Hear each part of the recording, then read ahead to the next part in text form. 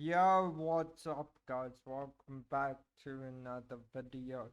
Today in this video I'm gonna show you how to make how to use CSS on a table like this. So first thing I want you to do is just like here we have two table heads. I want you to delete one of the table heads tags, and then over here on your other table head tag just add the other name. Let's add and name. This helps because when we want to create a border with the table head tags, if we had two of them, it would have created two borders, but instead now it will just create one. It will make more sense when I do it.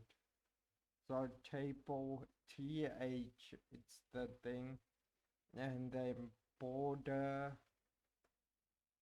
let's just make it 1 cm, 1 cm, solid. Wait, let's make it sky blue, I guess, and then solid.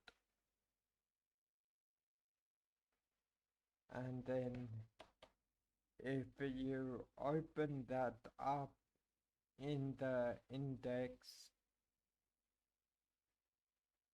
open with live server, scroll down, and then yeah, it creates a border. The border's a bit too big, but you can adjust the size by just going here and then to the CSS code, and then instead of 1 centimeter, say 1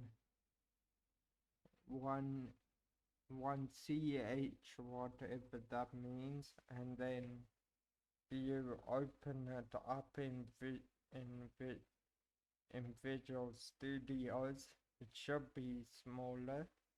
Okay, there we go. It looks quite nice, but what we want to do is make it so the border doesn't have a bottom border to it. So let's do that.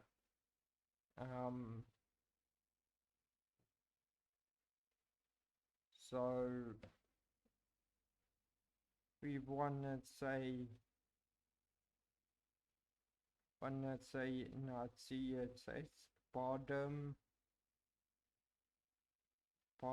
border. Where's the border bottom, I mean, and then 0.